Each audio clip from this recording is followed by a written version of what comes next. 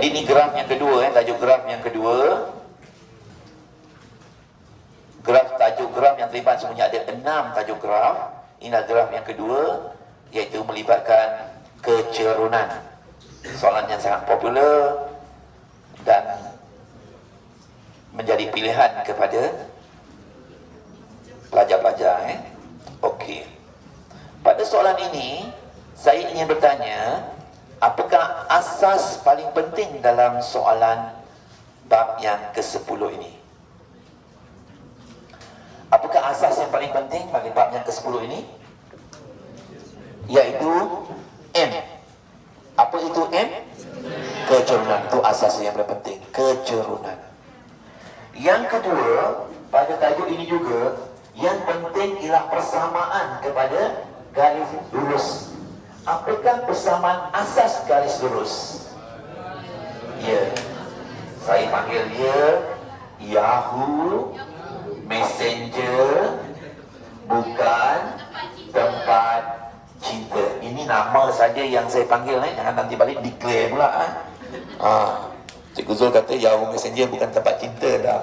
Block pula, unfriend pula, remove pula, remove left, lock, dah 3 hari.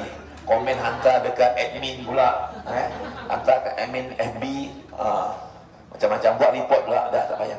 Ini nama saja untuk mudahkan. Pasal dunia hari ini pelajar suka sebut tu Y suku.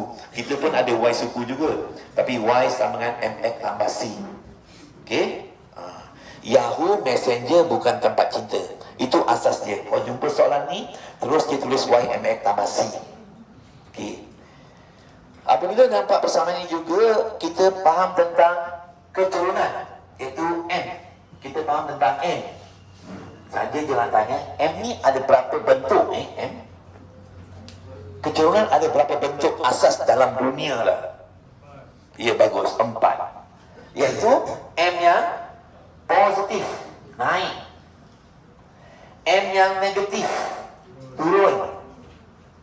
M yang kosong, sifar, kecerunan sifar, mendatar. Ya, mencancang, menegak macam tiang bendera infinity. Inilah 4 kecerunan bagi graf dengan teknik. Jangan kata abang tak payung.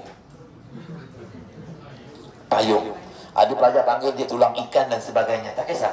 Ikut kesesuaian awak. Yang awak suka. Jadi ingat, kalau naik positif, kalau turun negatif, kalau mendatar sifar, tegak mencancang.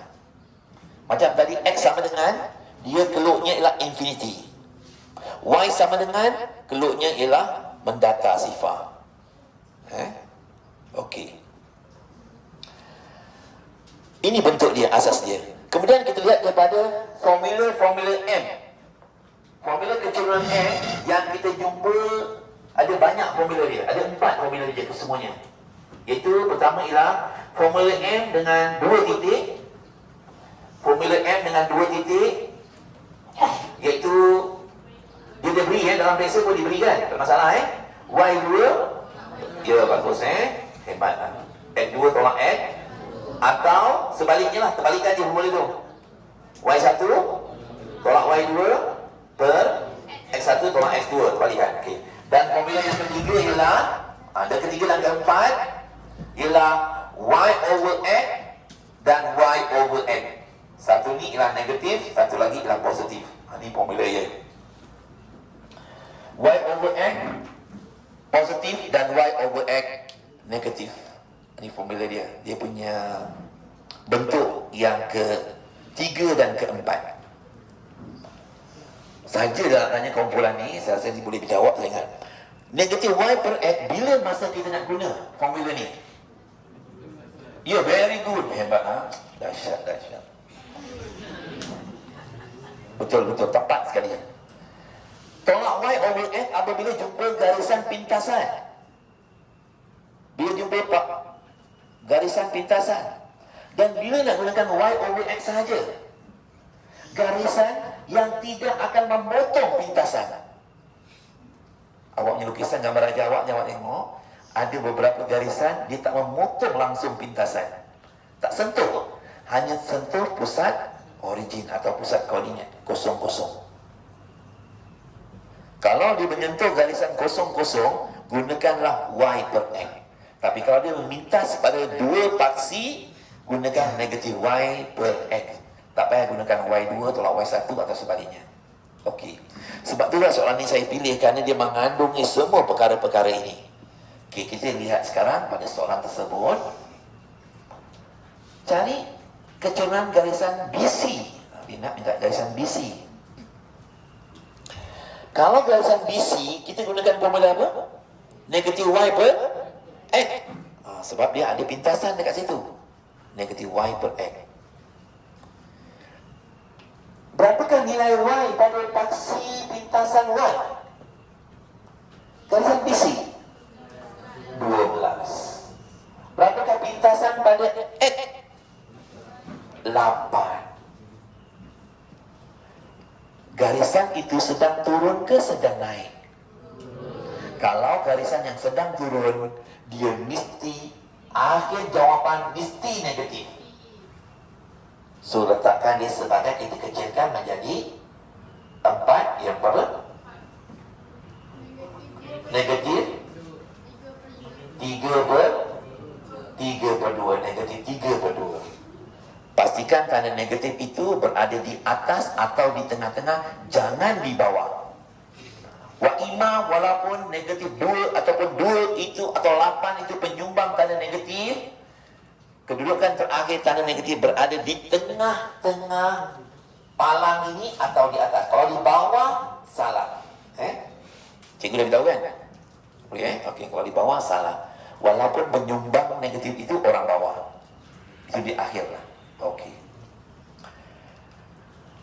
Kemudian dia kata cari nilai K, iaitu garisan OA. Apakah kekuatan pada kecurangan kalau garisan ini selari? Kalau garisan selari, kecurangannya ialah sama, bagus. Maka kecurangan bagi garisan BC dan OA adalah sama. Bagaimana mencari keturunan OA? Bagaimana mencari keturunan OA? Y per X. Garisan OA, M dia ialah Y per X. Garisan BC, keturunan dia juga Y per X. Mereka sama. Kenapa mereka sama? Sebab ayat dia kata selari. Bila selari, sama. Macam mana persamaan BC garis lurus BC? Y per X. Berapa Y? 12. Berapa X? 8. Turun atau naik? Turun. Negatif. Tengok OA pula. OA. Berapa Y dekat OA? 6. Berapa Y dekat X? Kosong. Ya? Sudah kosong Okey. Berapa Y dekat AO? 6. Berapa X dekat AO? Okey. Garisan turun atau naik? Garisan tu naik atau turun? Turun. Positif atau negatif? Negatif. Negatif. Kedua-duanya negatif, sedang turun. Okay. Pelajar selalu bertanya tau. Dia pernah saya ditanya oleh pelajar, cikgu tadi saya nampak cikgu lukis macam ni, kata, ke atas. Garisan ni sedang turun ke naik? Kalau saya lukis macam ni, saya lukis, naik ke turun? Okey. Saya dengar ada dua jawapan. Garisan ini sedang menurun. Garisan ini sedang naik ke menurun? Garisan ini sedang menaik. Kenapa cikgu? Dia kata, tadi cikgu tulis menurun, tapi cikgu cakap naik. Yang ini cikgu tulis, lukis arah tangan menaik, tapi juga menurun. Ingat, mata kita sentiasa kekal sebelah kiri. Mata kita sentiasa kekal sebelah kiri. Kita bahasa Rumi, semua bacaan buku bermula daripada sebelah kiri. Quran Jawi bermula sebelah kanan. Jadi mata kita sentiasa beralih sebelah kiri. Kalau mata kita sentiasa beralih sebelah kiri, kita akan dapat baca garisan ini adalah garisan yang mendongak. Garisan ini adalah garisan yang mendongak ke atas, adalah garisan yang positif. Ini garisan yang tunduk ke bawah ialah garisan negatif. So, kita boleh dapat tak berapakah nilai K yang kita dapat ini? Kita boleh buat kaedah dalam silang atau kaedah berpadanan. 6 menjadi 12, 6 atau 12 menjadi 6. Siapa mencari siapa? Sebenarnya 8 mencari K. Jadi kita kena, kata orang, sama ada perigi mencari timba atau timba mencari perigi. Kat sini 12 terpaksa mencari 6. Bagaimana 12 mencari 6? Iaitu 12 dibahagi dengan 2. Kalau 12 dibagi 2, maka 8 kena ikut juga 12 di 8 dibagi dengan 2. Maka nilai K yang kita akan dapat ialah 4. 4 pada nilai K itu K berada 4 K itu nilai Y ke nilai X? Bagus. X awak berada sebelah kiri ke sebelah kanan? Kiri. Kalau sebelah kiri X positif atau negatif? Negatif. Maka negatif 4 bagi bahagian B. Itu makannya besar kat situ. Okey. Pada bahagian C dia minta kita carikan X intercept. Okey. Kita ada persamaan keturunan YX pada OA dan YX pada BC. Di situ saya tulis spider dan juga star. Spider dan juga star. Okay. Untuk kaedah spider ini ialah mana-mana garisan yang memotong pada pintasan kiri dan kanan, atas dan bawah, dia akan menjadi web di sini, potong di sini. Bermaksud dia, kalau dia potong di sini 3, potong di atas ini 4, di sini 5 dan 6, negatif 7 dan negatif 8, 9, negatif 9 dan negatif 10. Okay. Ini dipanggil spider. Mari kita lihat garisan ini. A, B, C, D, E, F, G dan H. Sebab tu dekat situ saya tulis persamaan spider, pintasan, M pintasan. Kalau jumpa mana-mana garisan yang memintas pada paksi X dengan paksi Y, teknik yang kita pakai ialah Y over X. Untuk M dan spider sangat bahaya, negatif. Sangat bahaya. Ada bisa dia, negatif. So sekarang, berapakah M bagi AD? Bagi M bagi AD. Pertama, dia menaik ke menurun pada AD ini? Kalau menurun, positif atau negatif? Negatif. Siapa Y pada AD? Bagus. Siapa X pada AD? 6. So M dah dapat bagi AD. C. Siapakah Y per X juga C, garisan FC ini naik ke turun? Positif atau negatif? Bagus, baik. Siapa X dekat C ini? 5. Siapa Y dekat ini? Negatif 7. Walaupun dia ada negatif 7, sebab dia positif, maka terhapus 7 ni. 7 akan terhapus. Itu yang pelajar pernah bawa kepada saya, cikgu, saya dah dapat 5 tu positif. Saya nampak, saya nampak. Dan saya nampak jelas negatif. Tambah jumpa tolak akan menghasilkan negatif. Saya dah bahagi. Cuba awak bahagi. Tambah 5 bahagi negatif 7. Positif atau negatif? Masih negatif. Kalkulator pun menyatakan negatif. Itu saya kata pada pelajar tersebut, tolonglah balik kepada konsep payung tadi. Saya kata konsep payung ni yang akan membantu kita dan menyokong hujah saya dan hujah semua pembuat soalan garis lurus. Sebab sifat garisan sedang menaik. Kalau menaik, dia mesti positif. Ini berlaku kekeliruan pada awal-awal pelajaran ini. Kerana pelajar memang exactly perfect, dia bahagi plus 5 divide negatif 7 akan dapat minus juga. Tetapi kita harus konsep payung ini. Kekuatan kita pada konsep payung, pemberatnya pemberatnya. Kalau dia naik, kompon positif walaupun negatif. Inilah di antara permasalahan yang timbul, terpaksa saya terangkan dalam bentuk spider ini. Okey. Tadi kat sini pun berlaku sebenarnya. Contohnya letaknya 4 dengan 6. Boleh kata itu positif 4, positif 6. Macam mana cikgu dapat negatif? Dia kata, dia tanya 4 bagi 6, cuba bagi kalkulator. Memang tepat, positif 6. Tetapi garisan AD ini sedang naik ke sedang turun? Turun. Kalau turun letak apa? Tanda negatif. Memang harus. Itu kadang-kadang kita jawab, aku dah jawab dengan baik, tapi tak dapat, masih cikgu salahkan. Itu dia. Pemirsa salahkan. Okey. Jadi mungkin dari perkara-perkara itu yang kita kena ambil. Itu dia panggil kaedah spider, iaitu Y over N. Okey. Bagi kaedah star, yang kedua adalah kaedah star. Star ni hanya melalui pusat O sahaja. Dia melalui pusat O sahaja.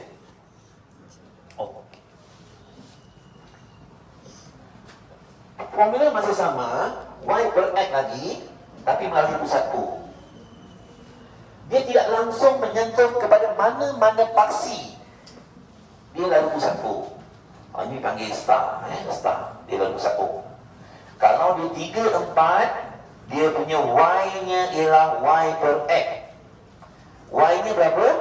4. X-nya ialah 3. Bagi itu juga Y per X bagi garisan ini. Negatif 3, negatif 4. So sedang turun, Y-nya 4, Y-nya negatif 4, X-nya 3. Sedang turun negatif. Sini ialah negatif 3, negatif 4. Dia 4 per 3. Negatif, dia sedang turun, dia tetap negatif. Di sini, negatif 3, 4. Di sini negatif 3, negatif 4. Y-nya 4, X-nya 3. Dia sedang naik, dia tetap positif. Ini dipanggil star. Patut saya itu adalah formula star. Okey. Berbalik kepada soal akhir pada bahagian ini, dia tanya kita, apakah pintasan bagi X? Dalam persamaan tadi, kita dapat tak garisan tentang kecerunan, tentang persamaan? Okey. Jadi ditanya, bagi garisan AB. Dia minta garisan AB. Okey. Garisan AB. A ialah negatif 4, 6. B ialah 0, 12. 0, 12. Okey. Kalau kita gunakan Y sama dengan MX tambah C dengan garisan ini, berapakah nilai Y yang kita ada pada garisan ini? Berapakah nilai Y yang kita ada pada garisan ini? Ya? 12. Berapakah nilai M yang ada pada garisan ini? Okey lah. Kalau kita, okey very good. Jadi di sini, sebab kita ada 2 paksi kat sini, pertama kita kena dapatkan M dahulu. Kita lebih dapatkan M dahulu. Berapakah nilai M dengan 2 koordinat, iaitu 12. 12 tolak 6 dibahagikan dengan 0 tolak 4. So kita dapat M bersama dengan berapa? Berapa kita? 6 per 4 adalah bersama dengan 3 per 2. Okey, kita pakai satu 3 per 2. Positif atau negatif? Positif. Okey. So sekarang kalau kita jumpa pada persamaan ini, kita boleh masukkanlah. Kita jumpa masalah. Okey. Jadi di sini kita masukkan Y sama dengan kecerunan kita dapat berapa? 3 per 2 X. Berapakah C pada garisan ini? Berapakah C pada garisan ini? Saja dia nak tanya. Berapakah C pada garisan ini? Ya, very good. Hebat. Orang yang sama tu? Allah, yes. Tepat. C ialah 12. Kerana C mesti ada dekat paksi Y. Istimewanya C ini mesti ada dekat paksi Y. Dia tak boleh ada pada paksi X. C hanya ada pada paksi Y. Dia tidak boleh ada dekat paksi X. Okey. So kita dapat persamaannya begini. Okay. Kalau persamaan begini, Y sama dengan 3 per 2 X tambah 12, ada 4 isi penting yang akan keluar pada soalan ini, pada persamaan ini. Okey, boleh tak anda berikan? Pertama, berapakah M bagi persamaan ini? 3 per 2, tepat, bagus, baik. Berapakah C pada persamaan ini? 12. Berapakah PY, pintasan Y pada persamaan ini? C dengan Y, ya, 12, bagus, baik. Dan berapakah PX pada pintasan ini? Okey, Jadi sini saya cuma nak kongsikan bagaimana pintasan X berlaku pada garisan ini. Okey. Pintasan X yang saya nak kongsikan dengan anda di sini, iaitu pintasan X ialah perbuatan yang PX ni perbuatan X kurang baik lah, perbuatan kurang baik ataupun perbuatan yang belum sesuai lah, perbuatan yang belum sesuai. Ya, very good. Cinta monyet. Udah sekolah, cinta. Cinta. Bagus tak bagus cinta monyet ni? Bukan bilang belum habis SPM lepas SPM. Okey, on je okey. Kalau tak bagus tak apa? Negatif. Tak bagus tak negatif. Okey. Berapa C? Negatif 12. Berapa M? 3 per 2. 3 per 2. Maka berapakah pintasan X? Kita bahagikan dia ni. Negatif 12 bahagi 3 per 2. So kita akan dapat pintasan X berapa? Negatif 8. Pintasan X. Okey.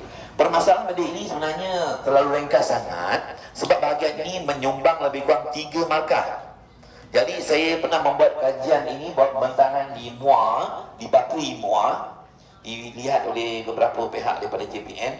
Dia kata Cikgu Zul terlalu pantas sangat pintasan X ini, Cikgu gunakan C per M.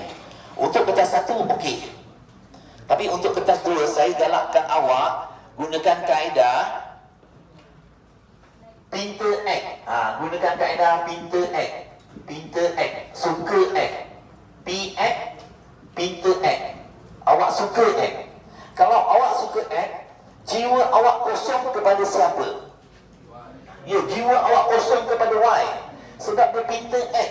Kalau awak pinta Y, kalau awak dia kata pintasan Y atau PY, siapa yang jiwanya kosong? YA. Kalau pintasan X, jiwa Y akan jadi kosong. Sebab awak suka X. Awak lupakan Y, awak pandang dia punya memory, awak pandang dia punya gambar profil dia semua, awak pandang. Lupa kosongkan handphone. Saya awak tukar handphone tu. Pinta Y, awak suka Y, apa jadi pada X? Awak kosongkan X. Apa? Terasa Okey. Jadi dia seorang pinta X. Kalau pinta X, persamaan dia pinta X, pintasan X, kita buat cinta monyet kaedah yang pertama tadi. Mungkin takut dia kata ada bantahan sebagainya, tapi untuk kertas 1 tak ada masalah. Untuk kertas 2, sebab kita buat pinta X ni gunakan cinta monyet C over M. Negatif C over M, kita dapat makan, dapat. Tapi kalau gunakan kaedah sebenar, kita nak pinta X bermaksud kita suka X dan kita lupakan Y. Apa jadi pada Y ni? Kosong dalam fikiran kita. Maka 3 per 2 X tambah 2, 12. So macam mana kita cari X? Macam biasalah, kita pindahkan sana. Maka 3 per 2 X sama dengan negatif 2, 12. Kita pindah, betul boleh? Boleh ni? Saya pindah ke sana tadi? Boleh? Okey, so X bersamaan dengan negatif 12 darab 2 bahagi 3. So kita dapat berapa? Dapat negatif. So dapat negatif 8. So samalah jawapannya. Tapi yang ini lebih bermakna lah. Kaedah ini lebih bermakna dan dampaknya tidak diganggu-gugat. Tapi kaedah yang ini terlalu pantas. Pernah saya ditegur kerana cikgu terlalu pantas sangat. Sangat simple sangat. Sedangkan markahnya 3. Takkanlah 3 markah hanya dapat C 2 step atau 1 step saja. So saya galakkan, kalau pinta X, suka X, jadikan Y kosong. Kalau pintas Y, awak suka Y, X awak kosong, settle. Awak gerakkan secara linear, pergerakan dia. Okey. So seterusnya kita lihat kepada soalan graf yang seterusnya, iaitu graf nombor, kita lihat kepada soalan nombor 13 dahulu. Soalan nombor 13 Okey.